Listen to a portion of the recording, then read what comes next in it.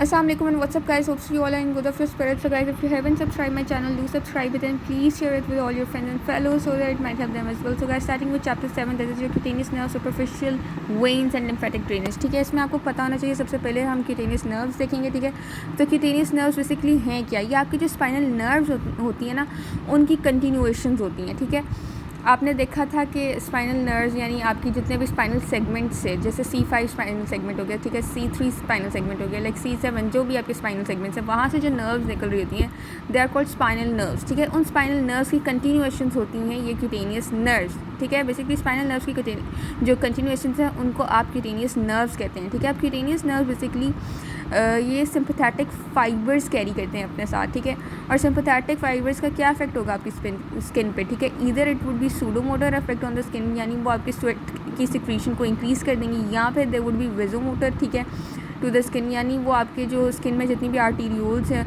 उनको नैरो करवा देंगी, या फिर वो पाइलोमोटर होंगी फॉर योर स्किन, यानी आपके जो पाइलोरम मसल है, इरेक्टर पाइलोरम मसल, आपके जो हेयर को इरेक्ट या स्ट्रेट करता है, आपके स्किन पे जितने भी हेयर हैं उनको इरेक्ट या स्ट्रेट करता है, उनको कॉन्ट्रैक्ट कराएंगे. ठीक है, ये सिंपैथेटिक फाइबर्स जो कि इन क्यूटेनियस नर्व्स होते हैं. ठीक है, तो इस तरह से ये जो क्यूटेनियस नर्व्स हैं वो अपने सिंपैथेटिक फाइबर्स के ज़रिए ये सूडोमोटर, वेजोमोटर और पाइलोमोटर वाला फंक्शन परफॉर्म करवाती हैं. इसके अलावा ये क्यूटेनियस नर्व जो है ये सेंसेशंस कैरी करती हैं. ठीक है, और वो सेंसेशंस होती हैं मोस्टली आपके पेन, टच, टेम्परेचर, प्रेशर की. ठीक है, अब आपको पता होना चाहिए कि जो क्यूटेनियस नर्व्स है ना, क्यूटेनियस नर्व्स को अकम्पनी करती हैं आपकी सुपरफिशियल वेन्स. ठीक है, और बेसिकली सुपरफिशियल वेन्स की क्या इंपॉर्टेंस है, हमेशा आपने याद रखना है कि क्यूटेनियस नर्व्स को क्या कंपनी करेंगी? Superficial veins. ठीक है, और सुपरफिशियल वेन्स की इंपॉर्टेंस ये है कि इन वेन्स के ज़रिए हम बेसिकली इंट्रावीनस ट्रांसफ्यूजन्स देते हैं या कार्डियक कैथेटराइजेशन करवाते हैं. ठीक है, या फिर आप ब्लड सैम्पल्स लेते हैं इन वेन्स के ज़रिए, सुपरफिशियल वेन्स के ज़रिए. ठीक है, अब मोस्टली अगर आप डाइसेक्शन करें तो आपको क्यूटेनियस नर्व्स को कंपनी करती हुई सुपरफिशियल वेन्स ही दिखाई देती हैं. लिम्फेटिक वेसल्स जो हैं वो बहुत आसानी से आपको नज़र नहीं आती. ठीक है, सिर्फ आपको मोस्टली सुपरफिशियल वेन्स जो हैं वो दिखाई देती हैं ऑन डाइसेक्शन.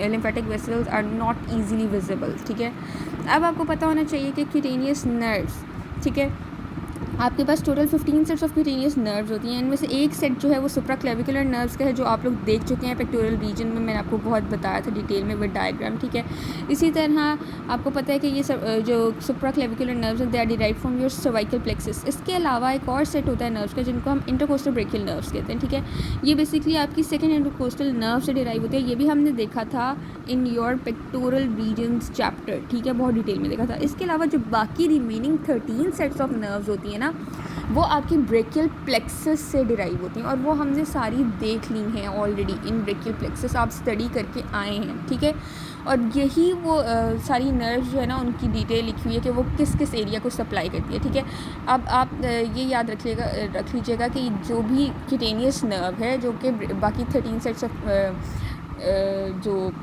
क्यूटेनियस नर्व जो ब्रेकियल प्लेक्सस से आपकी ये राइज कर रही हैं, टोटल 15 होती हैं. एक जो है वो सुप्राक्लेविकुलर यानी सर्वाइकल प्लेक्सस से आ रही होती है, दूसरी जो है आपकी इंटरकोस्टल ब्रेकियल से आ रही होती है जो कि सेकंड इंटरकोस्टल नर्व से ड्राइव होती है बेसिकली. ठीक है, और बाकी जो 13 सेट्स हैं जो कि ब्रेकियल प्लेक्सस से राइज होती हैं, वो सब आपने पीछे उनके नेम्स पढ़ लिए हैं. यहाँ से आप सिर्फ उनका देख लें कि वो किस किस एरिया को सप्लाई करती है, आपके अपर लिम्ब के किस किस एरिया को सप्लाई करती है. लेट्स सपोज अगर आपके पास ये lower lateral cutaneous nerve of arm है. ठीक है, तो ये आपके बेसिकली जो आर्म की लैटरल साइड का लोअर हाफ है उससे सप्लाई करिए. इसी तरह आप हर जो नर्व है उसका देख लें और यही आपने याद करना है. ठीक है, और इस चीज़ को समझने के लिए आप ये जो क्यूटेनियस इनोवेशन है अपर लिम्ब की, जो कि बेसिकली आपकी ब्रेकियल प्लेक्सस की जितनी भी 13 सेट्स ऑफ नर्व्स हैं, इसके अलावा आपकी जो सुप्राक्लेविकुलर नर्व्स हैं जो कि सर्वाइकल प्लेक्सस आ रही थी, और इंटरकोस्टल ब्रेकियल नर्व्स हैं. ठीक है, वो सारी इसमें बहुत अच्छे से उन्होंने ड्रॉ करके आपको समझाई हुई, और यहाँ से आप इजीली उनकी जो है एरिया ऑफ सप्लाई भी समझ सकते हैं. ठीक है, सो ये आपको बेसिकली ड्रॉ करना आना चाहिए, and it is a very important university question. ठीक है, आपने बहुत अच्छे से इसकी प्रैक्टिस करनी है, और ये मोस्ट ऑफनली आस्क्ड क्वेश्चन है. ठीक है, आ जाता होता है ये पेपर में. अब हम चलते हैं डर्मेटोम्स की तरफ. ठीक है, अब डर्मेटोम्स का आपको पता होना चाहिए डर्मेटोम्स होते क्या हैं. ठीक है, आपके स्किन के किसी भी एरिया को जो स्पाइनल सेगमेंट सप्लाई कर रही होती है ना, basically that is the dermatome of that area of your skin. ठीक है, अब आपको पता होना चाहिए कि जो डर्माटोम होता है ना वो बेसिकली एक्सटेंड कहाँ से करता है, आपकी जो ट्रंक होती है, ठीक है, ट्रंक में एक इंटीरियर साइड पे आपकी इंटीरियर मीडियन लाइन होती है, ठीक है, और आपकी जो बॉडी है यानी ट्रंक है उसकी पोस्टीरियर साइड पे पोस्टीरियर मीडियन लाइन होगी, ठीक है। तो आपके जितने भी डर्माटोम्स हैं वो बेसिकली आपके पोस्टीरियर मीडियन लाइन से एक्सटेंड करते हैं towards your interior median line, और ये अराउंड द ट्रंक आपको जो है वो नज़र आएंगे, ठीक है।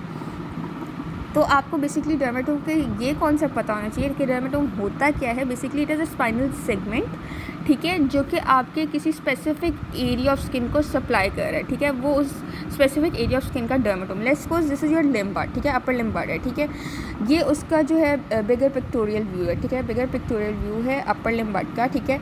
अब इसमें अपर लिम्ब पार्ट के डिफरेंट सेगमेंट्स हैं, ठीक है।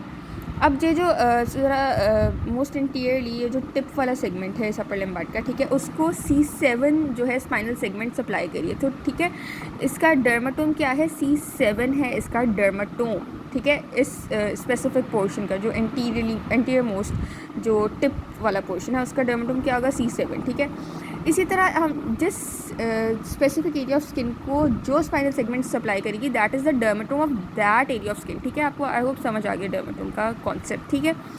अब आपको पता ये होना चाहिए कि मोस्टली आपका जो लिम्ब बर्ड है ना वो आपके ventrolateral aspect of body wall पे अपेयर होता है, ठीक है। ये आपका बॉडी वॉल है, इसके वेंट्रल साइड पे ये इसका वेंट्रल साइड है और ये इसका डॉर्सल साइड है। वेंट्रल साइड के लेटरल एस्पेक्ट के ये लेटरल साइड होती है ना, और जो ट्रंक की तरफ जो इसकी बॉडी की तरफ होगी that would be the medial side, ठीक है। तो वेंट्रोलेटरल बॉडी वॉल से जो लिम्ब बर्ड अपेयर होता है basically that is supplied by your anterior primary रेमाई of spinal nerves, ठीक है। एंटीरियर प्राइमरी रेमाई आपके जो हैं वो लिम्ब बर्ड को सप्लाई करते हैं। हमने देखा था एंटीरियर प्राइमरी रेमाई ही आपके पास बेसिकली ब्रेकियल प्लेक्सस बनाते हैं। Posterior primary रेमाई do not form brachial plexus, ठीक है। प्लेक्सस हमेशा एंटीरियर प्राइमरी रेमाई से बनते हैं, ये मैं आपको ऑलरेडी बात बता चुकी हूँ, ठीक है। पोस्टीरियर प्राइमरी रेमाई जो है ना तो वो प्लेक्सस बनाने में कंट्रीब्यूट करते हैं और ना ही वो इस अपर लिम्ब बर्ड को सप्लाई कर रहे हैं, ठीक है। पोस्टीरियर प्राइमरी रेमाई बेसिकली आपके बैक के मसल्स को सप्लाई करते हैं, ये मैंने आपको बैक में बहुत डिटेल में बताया था, ठीक है, बैक वाले चैप्टर में। अब देखें डर्माटोम्स को क्योंकि हम समझ रहे हैं तो आपको पता होना चाहिए कि बेसिकली आपका जो अपर लिम्ब है it is supplied by your C5 to C8 and T1 spinal segments, ठीक है। यही मोस्टली इसके डर्माटोम्स होते हैं, लेकिन कुछ आपको मोस्टली अपर लिम्ब बर्ड में जैसे आप देख सकते हैं कि C5, 6, 7, ठीक है, उसके बाद ये C8 है and this is your T1, ठीक है। ये तो ब्रेकियल प्लेक्सस वाले ही डर्माटोम्स हैं, ठीक है। और यहाँ से क्योंकि ब्रेकियल प्लेक्सस ही आपके पूरे अपर लिम्ब बर्ड को मोस्टली सप्लाई करती है तो वही डर्माटोम्स जो हैं आपको अपर लिम्ब में भी नज़र आते हैं, ठीक है।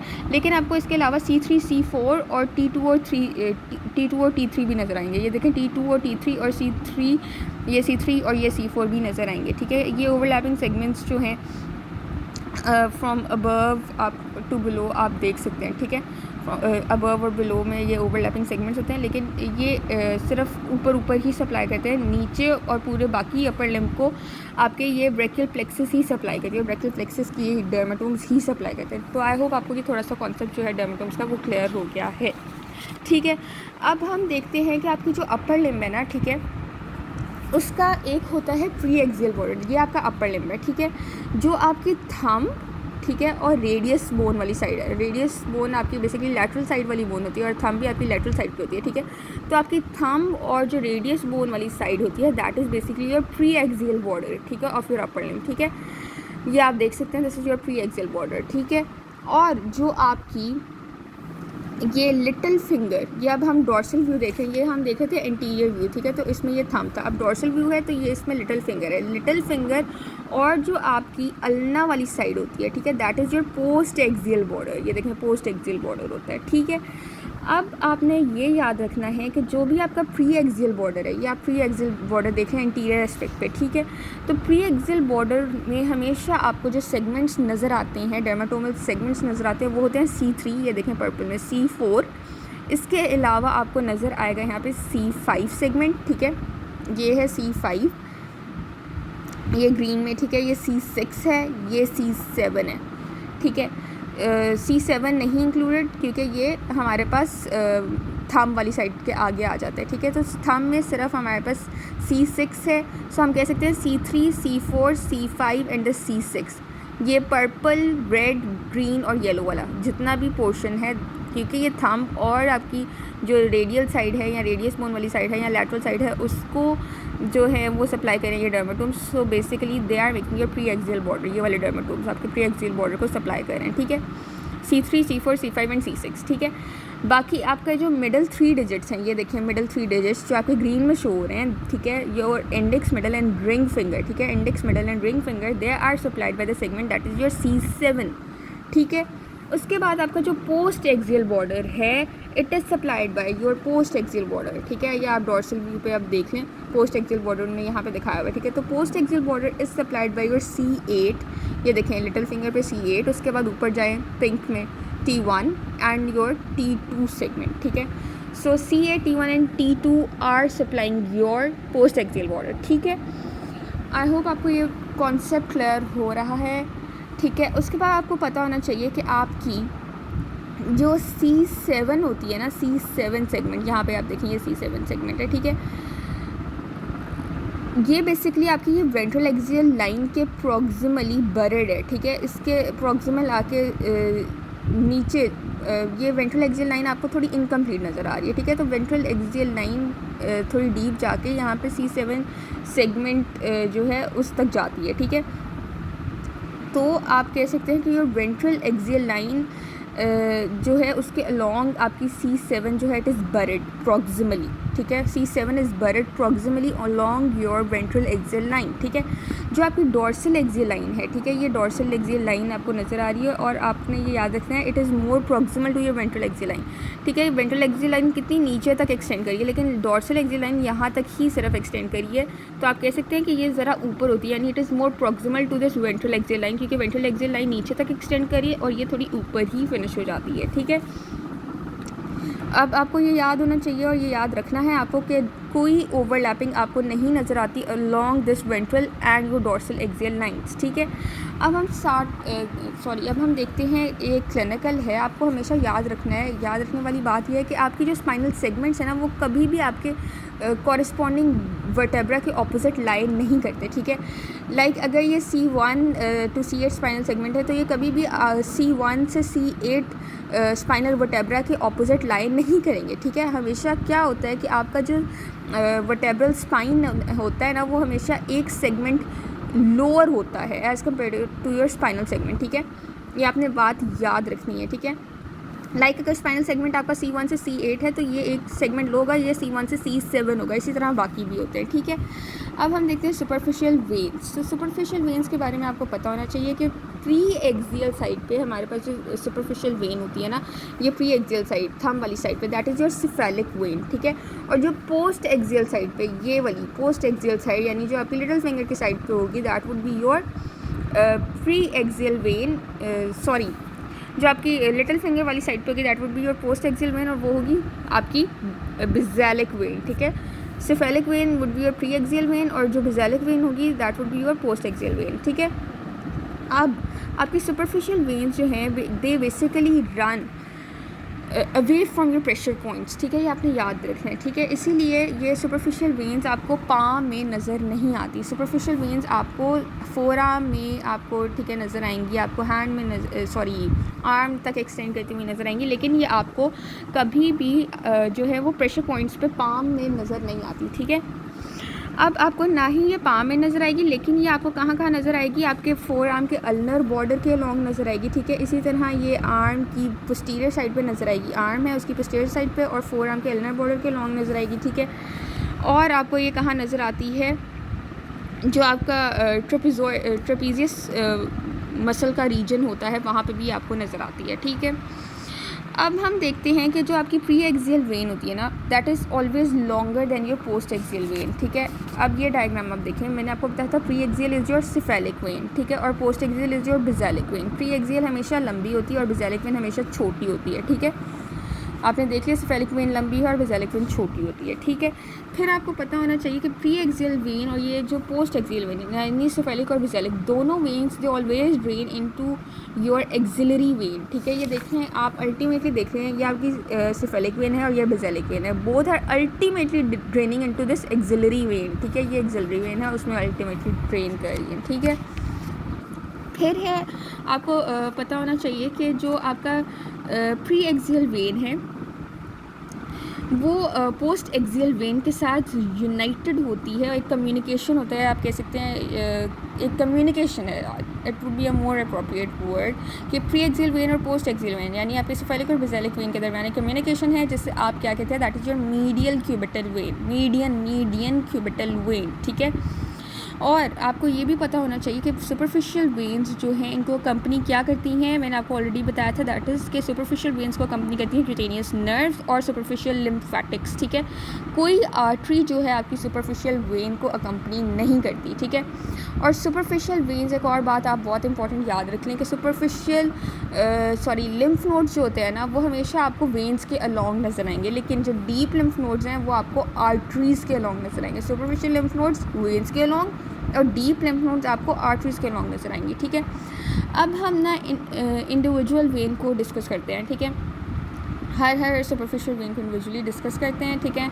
सबसे पहले हम देखेंगे डॉर्सल वीनस आर्च, ठीक है। उसके लिए आपको पता होना चाहिए कि बेसिकली आपके डॉर्सम ऑफ हैंड पे, ये आपका हैंड है, ठीक है, उसकी डॉर्सम है, ये उसकी डॉर्सल साइड है, ठीक है, ये उसकी जो है वो वेंट्रल साइड है, ठीक है। तो डॉर्सल ऑफ हैंड जो है, डॉर्सम ऑफ हैंड, वहाँ पे आपको एक वीनस फ्लेक्सस नज़र आता है जो कि डॉर्सल वीनस आर्च बनाता है, ठीक है। अब ये किस तरह से बनता है, होता क्या है इसमें कि आपकी थंब के पास जो दो, अच्छा इसको हम देखेंगे क्योंकि कौन से एफ्रेंट्स आते हैं इस डॉर्सल वीनस आर्च के पास जो कि आपके डॉर्सम ऑफ हैंड पे पड़ा होता है, ठीक है, और कौन सी एफ्रेंट्स जो हैं इस डॉर्सल वीनस आर्च से निकल रहे हैं, ठीक है।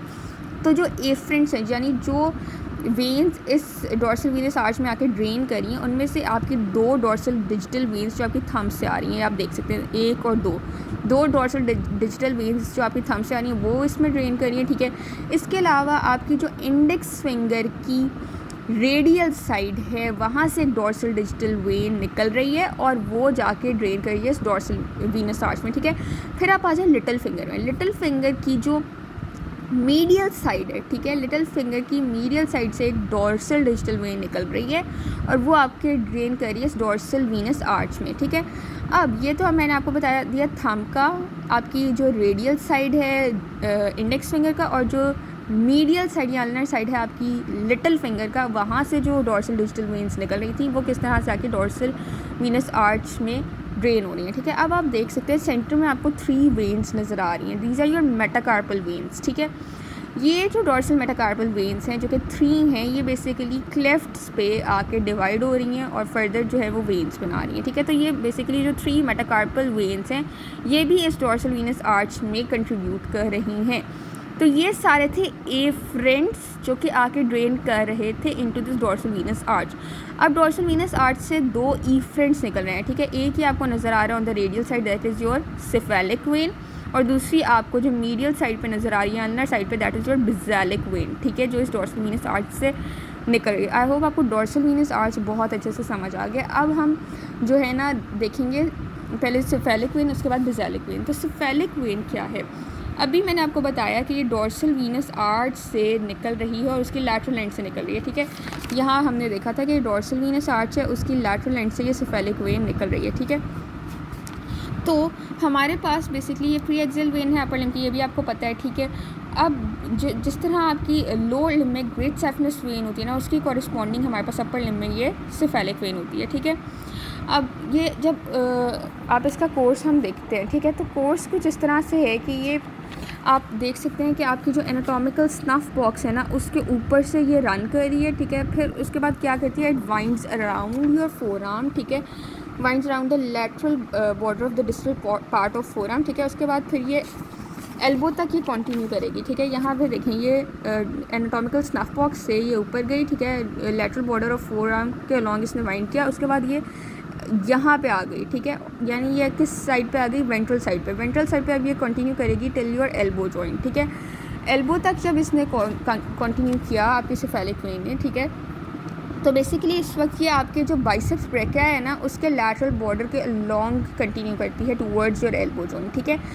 एल्बो जॉइंट पहुंच के ये क्या करेगी कि ये डीप फेशिया को पेयर्स करेगी, ठीक है, at the lower border of pectoralis major muscle. इतना भी याद रखें कि ये एल्बो जॉइंट पर पहुंच के ये डीप फेशिया को पेयर्स करेगी, तो ये काफ़ी है, ठीक है। उसके बाद ये कहाँ जाती है, ये आपके पास यहाँ पे जब इसने डीप फेशिया को पेयर्स किया, ठीक है, एल्बो जॉइंट पे, फिर ये डेल्टो पेक्टोरल ग्रूव में चली जाती है। वहाँ से जो चली जाएगी आपकी क्लेविकल के नीचे इंफ्रा क्लेविकुलर फोसा होता है वहाँ तक, ठीक है। डेल्टो पेक्टोरल ग्रूव से ये इंफ्रा क्लेविकुलर फोसा में गई, ठीक है, और वहाँ से अल्टीमेटली इसने क्या किया कि इंफ्राक्लेविकुलर फोसा में पहुंच के इसने क्लेविपेक्टोरल फेशिया को पेयर्स किया। उसके बाद ये जो है फाइनली एक्सिलरी वेन में जो है वो ड्रेन कर गई, ठीक है। तो this was the course of this cephalic vein, ठीक है। आई होप आपको क्लियर हो गया, ठीक है। अब आपको पता होना चाहिए कि सिफेलिक वेन जो है ना वो अपना ब्लड बेसिलिक वेन में भी एल्बो पे जब वो होती है तो इस मीडियन क्यूबिटल वेन के ज़रिए ये अपना ब्लड जो है वो बेसिलिक वेन में भी ड्रेन करती है, ठीक है, मोस्ट ऑफ इट्स ब्लड, ठीक है। ये सिफेलिक वेन क्या करेगी, it drains its blood into the basilic went through the median cubital when and partly it also drains into the deep veins through the perforator veins, ठीक है। तो ये आपने एक पॉइंट याद रखना है, ठीक है। अब आपको पता होना चाहिए कि जो आपकी सिफेलिक वेन है इसको कौन सी नर्व कंपनी करती है। एक तो इसको कंपनी करेगी आपकी फोर आर्म की लैटरल क्यूटेनियस नर्व, और दूसरी इसको कंपनी करेगी आपकी जो रेडियल नर्व का टर्मिनल पार्ट है वो कंपनी करेगा, ठीक है। अब कुछ केसेस में ना एसेसरी सिफेलिक वेन भी नज़र आई है, ठीक है, कुछ लोगों में, ठीक है। तो दिस एसेसरी सिफेलिक वेन, ठीक है, it ends by joining this cephalic vein near the elbow, ठीक है, ये आपने याद रखना है। फिर हम स्टार्ट करते हैं बेसिलिक वेन, ठीक है। बेसिलिक वेन आपको पता है it is the post axial vein of your upper limb. Cephalic vein is the pre axial vein and basilic vein is post axial vein of upper limb, ठीक है। और ये जिस तरह आपकी लोअर लिम्ब में शॉर्ट सेफनेस वेन होती है उसी की कॉरस्पॉन्डिंग अपर लिम्ब में आपको बेसिलिक वेन नजर आती है। आपको पता है कि ये आपकी जो डोर्सल वीनस आर्च है उसकी मीडियल साइड से ये बेसिलिक वेन जो है इट इज़ स्टार्टिंग, ठीक है। अब इसका कोर्स क्या है, ठीक है, ये क्या करेगी कि आपके ये medial border of four arm के अलॉन्ग ये आपके बैक साइड पे आ जाएगी, ठीक है। ये बैक साइड पे कंटिन्यू करेगी medial border of four arm के अलॉन्ग, ठीक है। यहाँ से निकली डॉर्सल वीनस आर्च से जो आपका मीडियल बॉर्डर है फोर आर्म का वहाँ पे इसने कंटिन्यू किया, ठीक है। उसके बाद ये वाइंड अराउंड करेगी नियर द एल्बो, एल्बो के करीब ना ये वाइंड अराउंड करेगी, ठीक है। जब इसने वाइंड किया तो ये कंटिन्यू करेगी upward in front of the elbow along the medial margin of the biceps brachii. अब ये medial margin of biceps brachii के अलॉन्ग जो है ना ये कंटिन्यू करेगी जब ये एल्बो के सामने तक पहुँचेगी, ठीक है। वहाँ पे हमने देखा था जो सिफेलिक वेन थी it was continuing along the lateral margin of biceps brachii, ये medial margin of biceps brachii के अलोंग जो है ये कंटिन्यू करेगी, ठीक है, upwards into your middle of arm. यहाँ से अपवर्ड्स गई और मिडल ऑफ आर्म तक ये आपकी पहुँच गई है, देखें। बेसिलिक वेन ने जब वाइंड अराउंड किया नियर द एल्बो उसके बाद ये मिडल ऑफ आर्म तक पहुंच गई, ठीक है। मिडल ऑफ आर्म तक पहुंचने के बाद इसने डीप फेशिया को पेयर्स किया, ठीक है। उसके बाद ये आपकी जो ब्रेकियल आर्टरी है ना उसकी मीडियल साइड पे आ जाती है, ठीक है। वहाँ पे उसके बाद ये आपके टीडीज मेजर के लोअर बॉर्डर तक कंटिन्यू करती है और फाइनली फिर ये आपकी एक्सिलरी वेन में ड्रेन कर जाती है, ठीक है। आई होप आपको ये पॉइंट क्लियर हो गया, ठीक है। अब आपको पता होना चाहिए कि मीडियल एपिकोंडाइल जो है ना उसके 2.5 सेंटीमीटर ऊपर, ठीक है, इसको ज्वाइन करती है मीडियन क्यूबिटल वेन, ठीक है। ये आपका मीडियल एपिकोंडाइल है, ठीक है। इससे 2.5 सेंटीमीटर ऊपर आपको नहीं, ये मीडियल अगर एल्बो है ना तो एल्बो से आप देख सकते हैं ऊपर की तरफ होती है बेसिलिक वेन, ठीक है। यानी जो मीडियल क्यूबिटल वेन जो आपकी बेसिलिक वेन को ज्वाइन करिए वो थोड़े एल्बो जॉइंट से ऊपर की तरफ ज्वाइन करिए, ठीक है। और ये जो सिफेलिक वेन है इसको medial cubital when elbow joint से नीचे की तरफ ज्वाइन कर दिए, ठीक है। सो आई होप आपको ये क्लियर हो गया कॉन्सेप्ट, ठीक है। अब इस बेसिलिक वेन को कौन सी नर्व कंपनी करती है, तो उसको कंपनी करती है आपकी जो फोर आर्म की मीडियल क्यूटेनियस नर्व की पोस्टीरियर ब्रांच है वो कंपनी करेगी। इसके अलावा जो अल्नर नर्व की डोर्सल ब्रांच का टर्मिनल पार्ट है वो कंपनी करती है इस बेसिलिक वेन को, ठीक है। तो ये जो नर्व्स कंपनी करती हैं ना दोनों वेन्स को ये आपको पता होनी चाहिए, ठीक है। Then is your median cubital vein, आपको पता है it serves as a source of communication between your two veins that is your cephalic and your basilic vein, ठीक है। ये आपको पता है यहाँ पे it is serving as a source of communication। अब किस तरह से ये कम्युनिकेशन शो करती है कि आपकी cephalic vein जो है ये 2.5 सेंटीमीटर बिलो योर एल्बो, ये एल्बो है उससे 2.5 सेंटीमीटर बिलो जो है यहाँ से मीडियन वेन कम्युनिकेट करती है through this cephalic vein towards your basilic vein, और basilic vein basically 2.5 centimetre above your elbow है, ठीक है। और ये जो है आपको पता होना चाहिए median cubital vein it is separated by your brachial artery by a bicipital aponeurosis, ठीक है।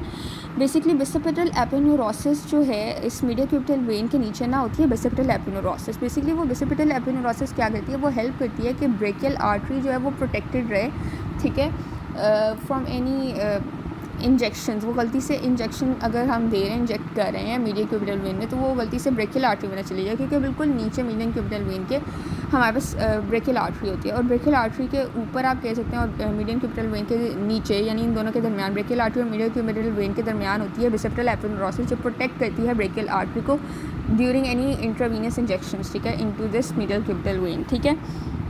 तो आई होप आपको ये पॉइंट जो है वो क्लियर हो गया। अब आपको एक और चीज़ पता होना चाहिए कि आपकी ये जो मीडियन क्यूबिटल वेन है it is connected to deep veins through a perforator vein, ठीक है। और ये जो परफोरेटर वेन जो कनेक्ट करती है आपकी मीडियन क्यूबिटल वेन को डीप वेन्स के ज़रिए, बेसिकली वो परफोरेटर वेन आपकी बिसिपिटल एपिन्यूरोसिस को पेयर्स करती है, ठीक है। अब हम देखते हैं आपकी जो मीडियन वेन है फोर आर्म की, ठीक है। Median when of four arm basically ये शुरू होती है आपकी जो पाल्मर वीनस नेटवर्क है वहाँ से, और ये एंड होगी आपके मीडियन क्यूबिटल वेन में, ठीक है। इतनी इंपॉर्टेंट नहीं है याद करने के लिए या पेपर पॉइंट ऑफ व्यू से। डीप वेन्स क्या है? डीप वेन्स बेसिकली आपकी ये जो डिजिटल वेन्स थी ना, ठीक है, इनकी हर साइड पे जो आपकी डिजिटल वेन्स थी इनकी हर साइड से ना कुछ विनायक कॉमेटेंट्स छोटे छोटे जो हैं वो निकलते थे, ठीक है। ये कंटिन्यू करते थे as the proximal superficial and deep palmar arches, ठीक है। बेसिकली ये जो विनायक कॉम्पिटेंट्स थे ये आपके पास डीप वेन्स थी, और डीप वेन्स आपके पास कंटिन्यू कर रही थी as your superficial and deep palmar arches, ठीक है। अब प्रॉक्सिमली आपको क्या नजर आएगा कि they continue as the venae comitantes of your radial and ulnar arteries, ठीक है। अब ये जो वीनस कॉमिटेंट्स पहले ये थे इन डिजिटल वेन्स की, ये आगे जाके इन रेडियल और अल्नर आर्टरीज जो आपकी फोरआर्म में होंगी उन की जो विनायक कॉमिटेंट्स हैं उनके तौर पे ये कंटिन्यू करेंगी, जो कि अल्टीमेटली ड्रेन होंगी इनटू द ब्रेकियल वेन्स और finally into the axillary vein at the lower border of your teres major muscle, ठीक है। अब जो क्लिनिकल इंपॉर्टेंस थी वो तो मैंने आपको बता दी, ठीक है, मीडियन क्यूबिटल वेन की केस में इंजेक्शंस में बेसिकली इंट्रावीनस इंजेक्शंस दिए जाते हैं जो मीडियन क्यूबिटल वेन, या फिर आपकी कार्डियक कैथेटराइजेशन में मीडियन क्यूबिटल वेन जो है तो यूज, ठीक है, क्योंकि ये बेसिकली एक फिक्स्ड परफोरेटर के तौर पे एक्ट करता है, ठीक है। क्योंकि परफोरेटर्स जो है ना बेसिकली मीडियन क्यूबिटल वेन को फिक्स करके रखते हैं, क्योंकि परफोरेटर आपको पता है ये डीप वेन को जोड़ते हैं आपके मीडियन क्यूबिटल वेन से, ठीक है। तो इससे क्या होगा, median cubital when fix position में होगा, जिसकी वजह से जो कार्डियक कैथेटराइजेशन है वो इजीली की जा सकती है into this median cubital when, ठीक है। जो आपकी मीडियन क्यूबिटल वेन है ये आपको अगर एब्सेंट मिले, ठीक है, किसी भी वजह से किसी भी पेशेंट में, तो उससे क्या होता है हम प्रेफर करते हैं आपकी इंट्रावीनस इंजेक्शंस को इन द बेसिलिक वेन, ठीक है, as compared to your cephalic vein. Cephalic vein की जगह हम बेसिलिक वेन को ज़्यादा प्रेफर करते हैं, क्योंकि जो आपकी बेसिलिक वेन है it directly straight away drains into your axillary when, जबकि आपकी ये जो सेफेलिक वेन है इसको एक एक्यूट जो है वो पाथवे कवर करना होता है, बेंड होकर थोड़ा सा एक्यूट बेंडिंग होती है, उसके बाद फिर ये आके जो है एक्सिलरी वेन में ड्रेन करती है। As compared to this your cephalic vein की जगह अगर हम बेसिलिक वेन देखें तो it is directly straight away draining into your axillary vein. इसलिए हम फिर अगर इन केस अगर किसी की मीडियन क्यूबिटल वेन ना हो तो हम प्रेफर करते हैं कि हम उसकी बेसिलिक वेन जो है उसके ज़रिए इंट्रावीनस इंजेक्शंस दें, ठीक है। आपकी जो सेफेलिक वेन है it communicates with your external jugular vein, ठीक है। ये आपकी सेफेलिक वेन है दिस वन, और ये आपकी है external jugular vein. It communicates, both of them are communicating, ठीक है, बाय दिस कम्युनिकेटिंग वेन, ठीक है। अब होता क्या है, ये कम्युनिकेटिंग वेन आपकी क्लेविकल के सामने से गुजरती है, ठीक है। अब जब हम कुछ केसेस में अगर हमने ब्रेस्ट का रिमूवल करना है लाइक इन कार्सिनोमास, ठीक है, कार्सिनोमास की केसेस में जब हम ऑपरेशंस करते हैं ब्रेस्ट को रिमूव करते हैं तो उसमें क्या होता है कि हम साथ में एक्सिलरी लिम्फ नोड्स को भी रिमूव करते हैं, ठीक है। अब कुछ कभी कभी क्या होता है कि हमें एक्सिलरी लिम्फ नोड्स के साथ साथ हमें जो एक्सिलरी वेन है उसका भी कुछ सेगमेंट रिमूव करना पड़ जाता है। ऐसी केसेस में क्या होगा कि आपकी जो सेफेलिक वेन है ये सेफेलिक वेन और एक्सटर्नल जुगुलर वेन है इनके दरमियान जो कम्युनिकेशन है वो इनलार्ज हो जाता है, ठीक है। और वो हेल्प करता है to drain the blood from your upper limb, ठीक है। इन केस अब अगर आपकी ये क्लेविकल फ्रैक्चर कर जाए तो इससे क्या होगा कि ये जो कम्युनिकेटिंग चैनल था ये रप्चर कर जाएगा, जिसकी वजह से आपके पास हीमेटोमा होगा, यानी ब्लड की कलेक्शन शुरू हो जाएगी, ठीक है। लार्ज हीमेटोमा बन जाएगा, ठीक है। Then is your lymph nodes and your lymphatic drainage, ठीक है। तो आपको पता है कि ब्लड जो है वो कैपिलरीज़ के ज़रिए जो है वो पास करता है।